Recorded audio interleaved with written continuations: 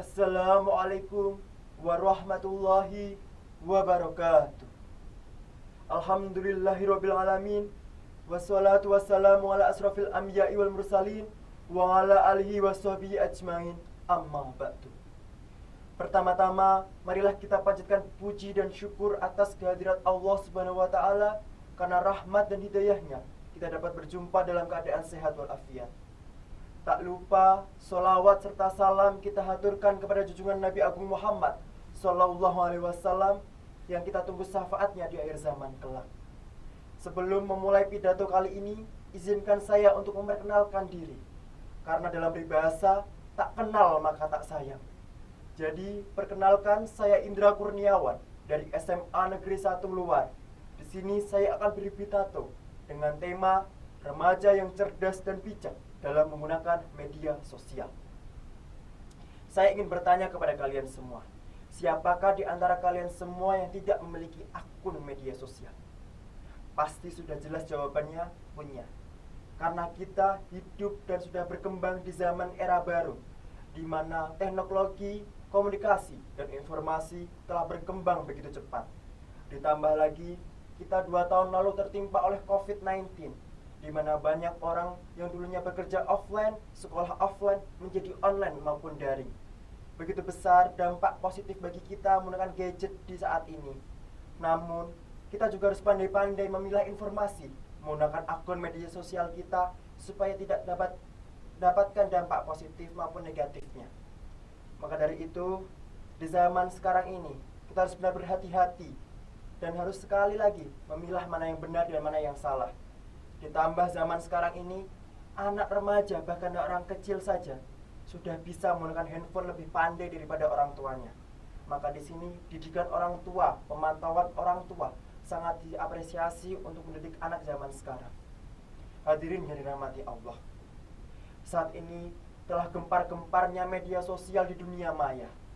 Jangankan oleh anak kecil, generasi muda kita, bangsa serta agama saling berebutan untuk mendapatkan media sosial.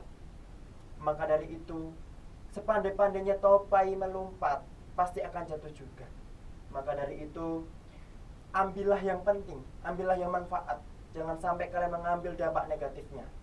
Ditambah lagi, sekarang ini banyak informasi atau hoax-hoax berkeliaran. Bukan kita harus menyalahkan media sosialnya, namun kita harus menyalahkan bagaimana kita menggunakannya. Apakah kita menggunakannya dengan baik, dengan benar, ataupun sebaliknya.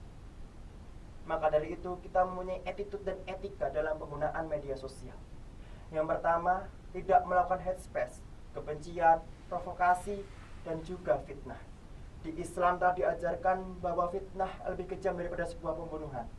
Di satu sisi juga Allah membenci orang yang melakukan kebencian sama umatnya. Maka dari itu kita harus berhati-hati dalam menggunakan tangan kita, lisan kita, dan tutur kata kita. Yang kedua, saring sebelum sharing. Kenapa saya mengatakan itu? Karena zaman sekarang ini, informasi tidak hanya dapat dari sekitar, melainkan dari seluruh dunia kita dapat mendapatkan informasi itu.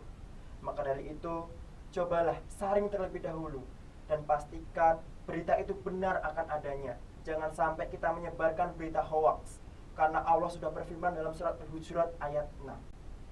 Dan yang selanjutnya yaitu tidak semua harus dipost. Kalau di zaman dulu mulutmu harimaumu, di zaman sekarang jarimu harimaumu. Semua yang kita post harus dipertanggungjawabkan. Tidak hanya semena-mena kita post lalu tanpa pertanggungjawaban. Di mana zaman sekarang mereka hanya mengepost hal-hal yang tanpa dipikirkan dampaknya. Maka dari itu, saringlah dan telitilah dalam memposting. Dan yang keempat yaitu memamerkan harta benda.